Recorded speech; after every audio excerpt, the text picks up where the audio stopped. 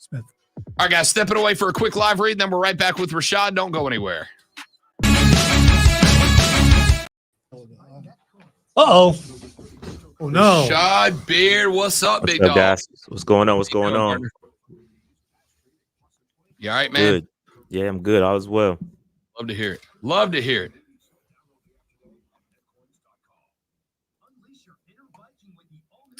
Welcome to the PNP Army, showing up strong as always. Yeah, man. Appreciate y'all coming through every Thursday.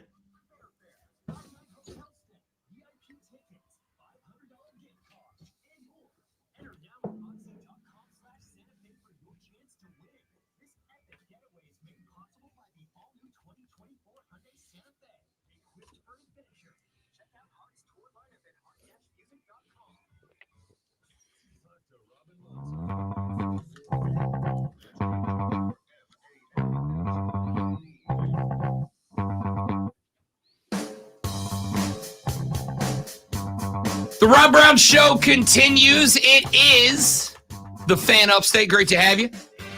Shoot us a text, 71307. Start your text with FAN, F-A-N. We read them on the air. You can tweet me at The Rob Brown Show on Twitter, at The Rob Brown Show. Lonzo is at Lonzo on Word. On Thursdays, we welcome into the broadcast a host of, I believe, to be the most prolific. Yeah, I'm going to go with that. Panther podcast. It is a word. You're like. I think I used it good. I think I used it right. I think I used it well, correctly. What would I know? But yeah, I think you did a good job. The Panther Nation podcast, hosted by Rashad Beard, who joins us to talk a little Panther ball. What's up, big dog? What's going on, guys? Happy to be here. It's good. Let's get it. Let's get it. Let's jump in, man. We got about 20 minutes to talk some Panther ball. Let's start with Matt Rhule. I know, very exciting.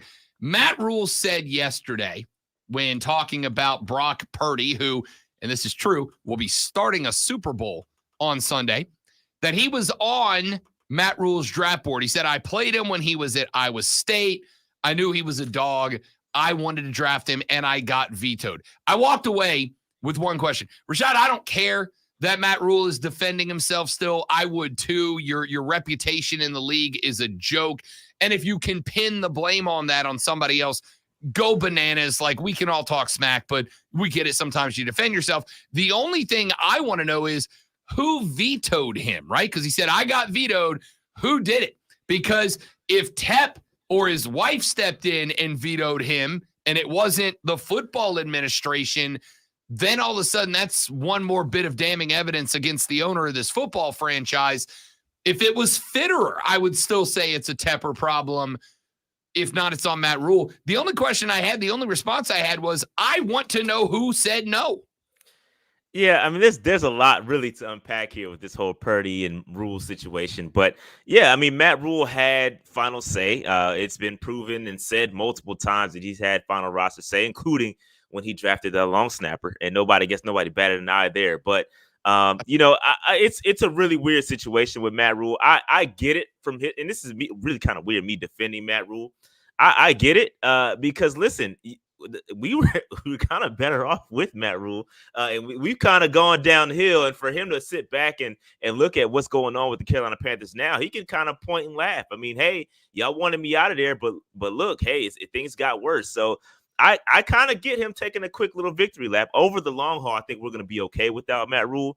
But I do kind of I don't knock him for saying, hey, wasn't me, it's you, kind of thing. So I get it. But at the end of the day, listen, it doesn't matter whether he got vetoed in bringing Brock Purdy. Brock Purdy would not be the Brock Purdy he is with San Francisco here in the Carolinas. This is point, but it doesn't matter at the end of the day.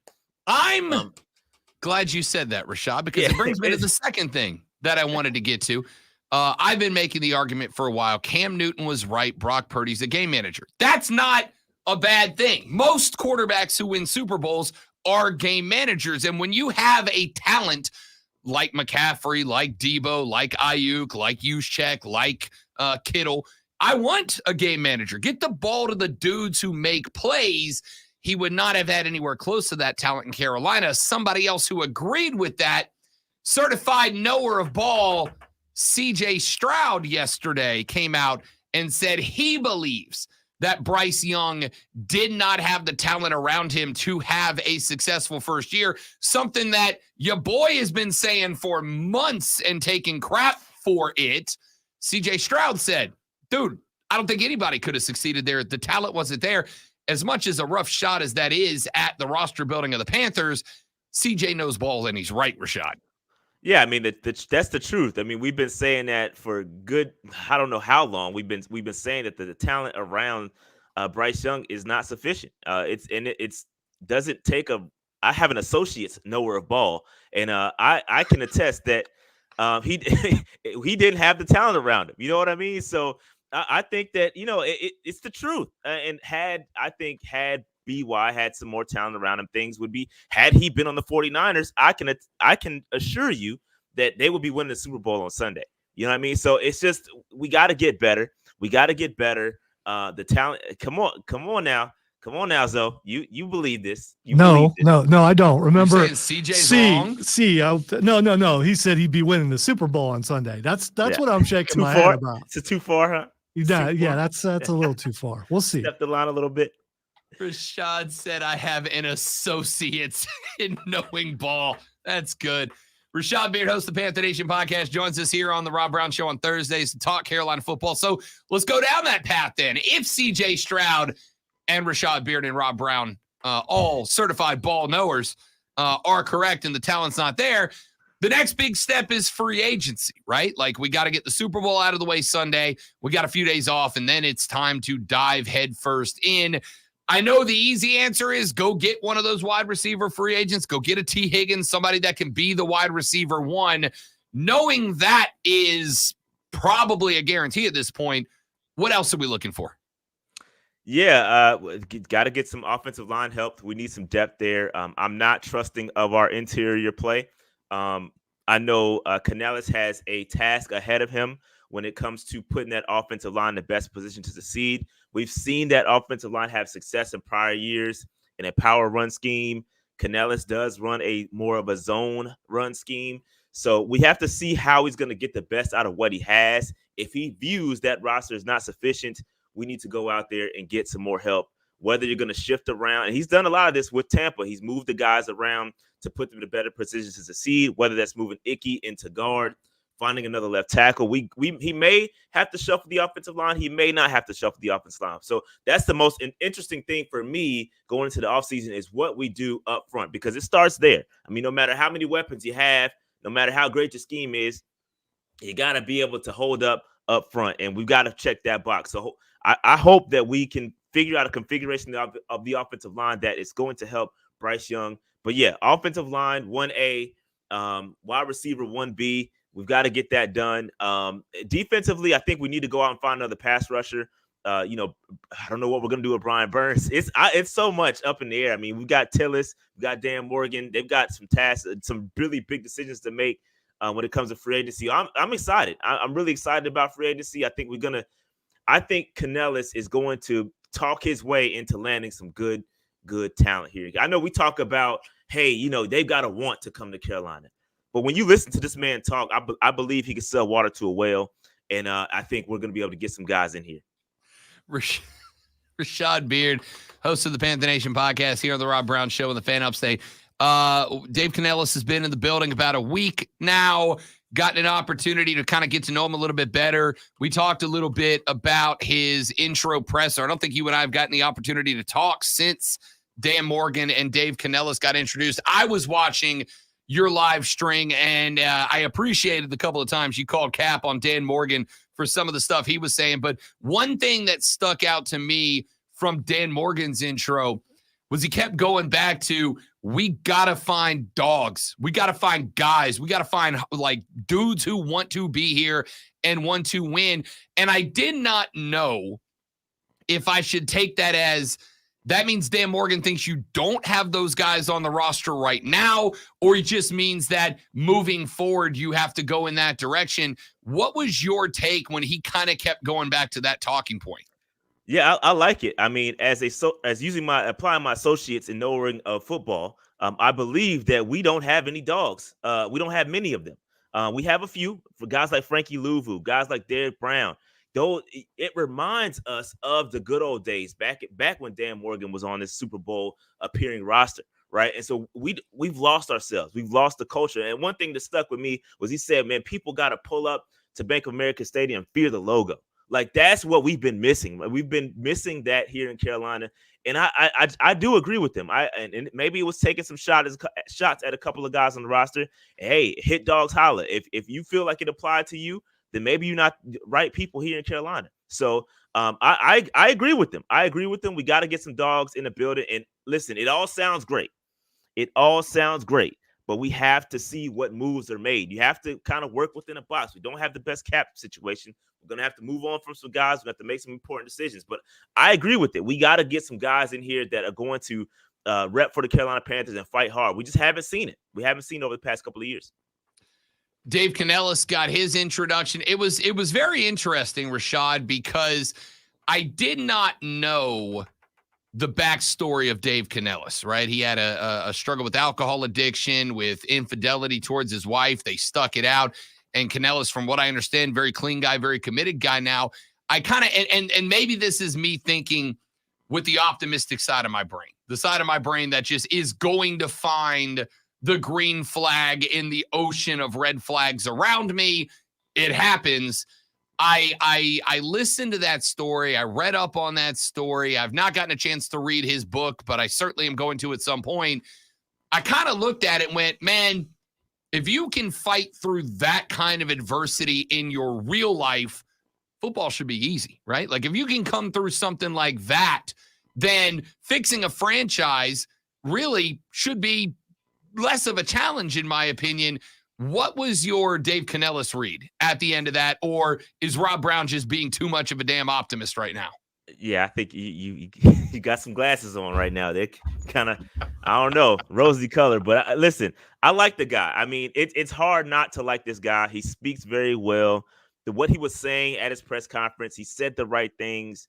But at the end of the day, man, guys like me, we're tired of the talk. We're tired of the guys that can just talk about it and not have any action behind it. And when it comes to Sundays, it not be applied on the football field. That all sounds great. All the book writing, hey, more power to you. But I need this team to go out there and win. And I don't care. I know this sounds kind of crazy, but I don't care about his marriage. I don't care about all that. I want to see W's in Bank of America Stadium on Sundays. And I think a lot of us feel that way. You know, more power to him getting over that stuff. I agree. Some of that personal stuff is tough. He deserves some credit for overcoming all that. But I want to see W's on Sunday, man. That's my therapy. Help us out. Help us fans out. We need to see some W's around here. So hopefully he can bring it. Again, he's talking, he's saying all the right things. He's got I heard him on top 40 channels, man. His media tour is crazy. The rollout has been nuts. It's all been sounding and looking good, but I need to see what happens. And it starts with free agency, like we said earlier. We got to make the right decision to free agency, and then in the draft, and then in training camp OTAs, we'll see what we got. I respect it. I mean, you're kind of at a point. It sounds like you're kind of at a point where there's really nothing that Dan Morgan or Dave Canales or hell, even Dave Tepper can say right now that's going to win you over. The only thing that's going to win you over at this point is not sucking anymore. Yeah, action. We need action, man. And again, we've been talking for 6 years.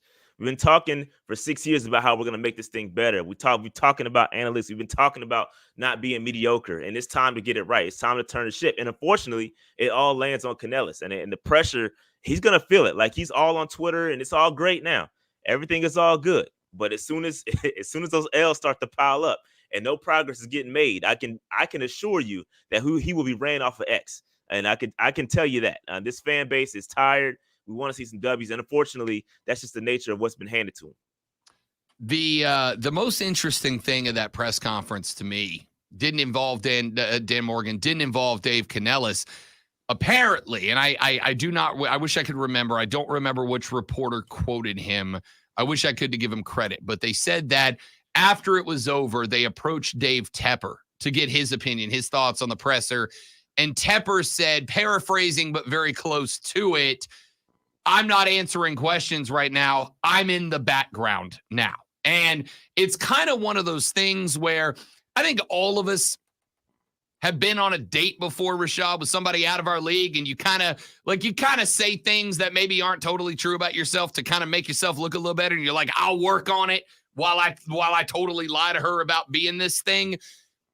That's kind of the vibe I get from Tepper, right? Like, that's the right thing to say. That's what we all want to hear.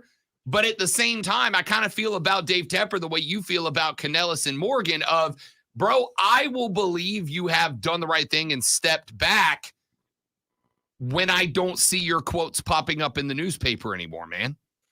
Yeah, that was Joe Person from The Athletic that reported that. And so, and again, I've talked to some people that were in the building that were close to that conversation.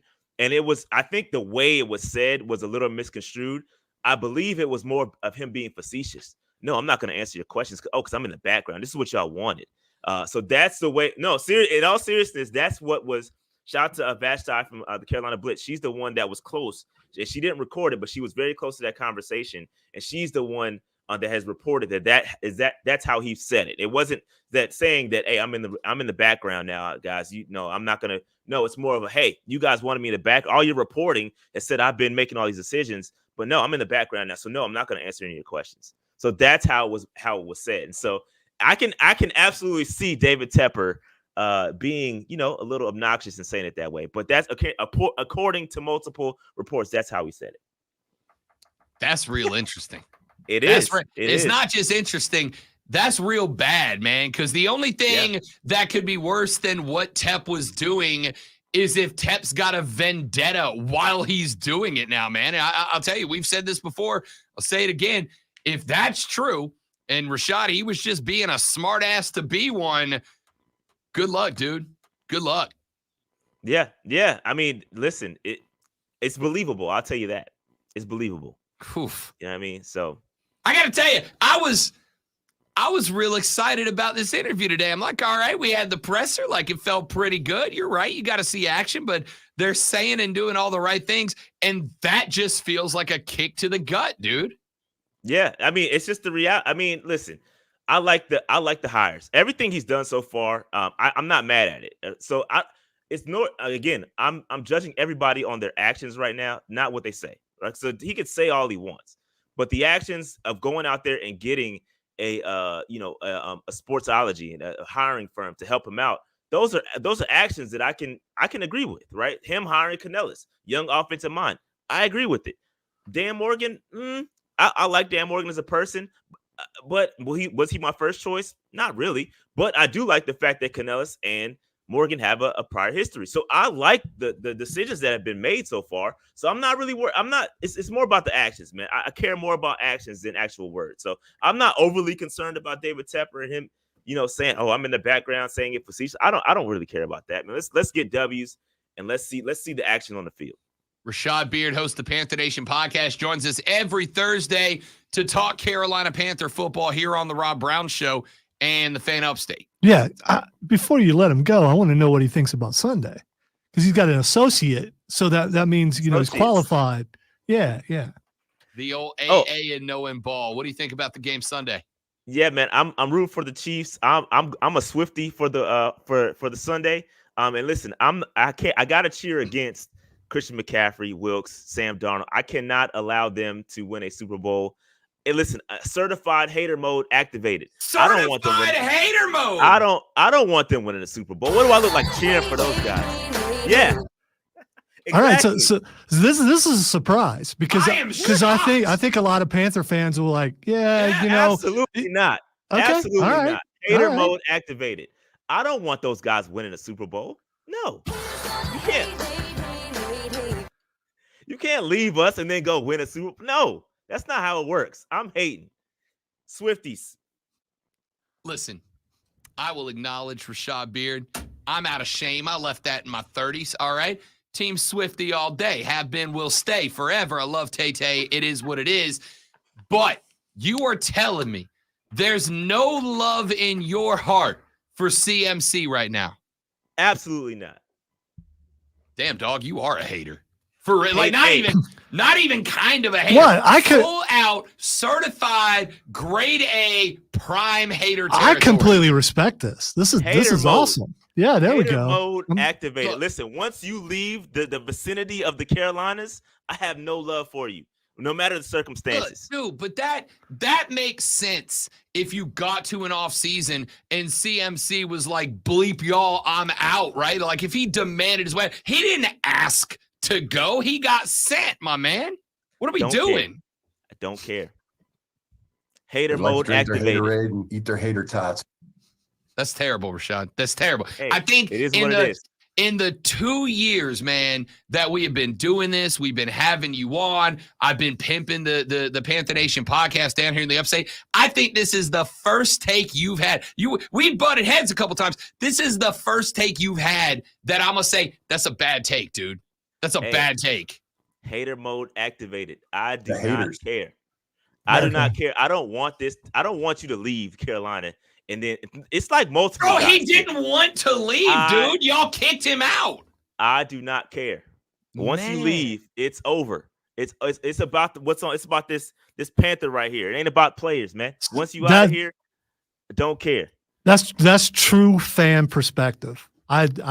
This made my day. I gotta tell you, Rashad. Just because I'm wearing a Kansas City shirt has nothing to do with it. This made my day.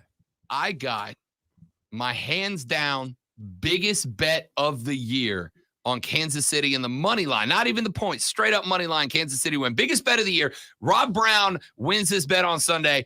I'm buying some expensive whiskey next week. And you just kind of got me team 49er with that, man. Like you just kind of pushed me against my own bet now. Hey man, a lot of people feel this way. A lot of people won't say it. Like a lot of Panthers fans are hating. Wait, bro, half your listeners in the comments right now are dunking on you, Rashad. It's all right. It's all right. A lot of people feel the way I feel. Some people in there feel the way I feel too. Call those people out. Listen, I'm a hater, bro. Like you can't go to another team and win a Super Bowl. Nah. Nah, look, that's hate. I'm hating. I think one of the most important things you can learn in life, Rashad, is how to acknowledge and be true to yourself. And I respect the fact that you are now hosting the haters ball and you're owning it, man. I'm hating. You cannot win a Super Bowl, man. Listen. Hey, congratulations if he does. I mean, you are a great. No, you can't. No. Hold on. Look at all these people lining up on Rashad's side. You said they weren't there, and they're popping up, and they're right there. Exactly. So listen, CMC is a great player. Don't get me wrong, but at the end of the day, bro. Listen, you cannot leave the Carolina Panthers and immediately, like 2 years, we just broke up. Like you can't do that. Like I'm hating. Don't you? Okay, Rob, let me ask you this. Okay, let me ask you this. You got an ex-girl. You know what I mean? She's Jacksonville. She's great. She's great. You go see her with another man and he looking great. Ain't no hate in that. All right, hang on. If I dumped her, all right, if I split with her, if I said, hey, it's me, not you, and we move on, that's one thing. Right. If I come home and I catch her doing her personal trainer in the bed I sleep in, that's when I'm going to hate. All right? Right. You hating, man. It's too soon, man. It's too soon. I'm hating. You just said you hope a dude who did everything for your team and then y'all kicked him out. You hope he loses the biggest game of his career. You would hate, too. You would hate, man. I'm sorry. I'm owning this. Hater mode activated. Bro, all right, listen. If CMC was doing this in New Orleans right now or Atlanta right now, I'd be like, okay, I get that. That's selective hate. That's selective Correct. hate. I agree. My hate is applied blanket. Listen, it's this or that. I got everybody's catching smoke. Rashad Beard, host of the Panther Nation podcast. You can find them on Twitter at Panther Nation PC. More importantly, make sure you look them up on YouTube. Toss them a follow. Wade through the hate because they do get to some good stuff on the pod. Appreciate you, big dog. Man. Hater mode activated. Haters unite. Full speed of hate. I love it. See you next week, fella. All right, guys. Thanks. Rashad Beard of the Panther Nation podcast here on the Rob Brown Show and the Fan Upstate. We got to take a break. Short segment to wrap up this hour when we come back, and then it's 1 hour left until the Friday edition. Y'all stick around. The Rob Brown Show rolls on. It is the Fan Upstate. Love it. Love it. And those of y'all from the Panther Nation PC, if y'all want to switch over to the Rob Brown Show stream, just search it on YouTube. We're staying live for the next hour and 13 minutes.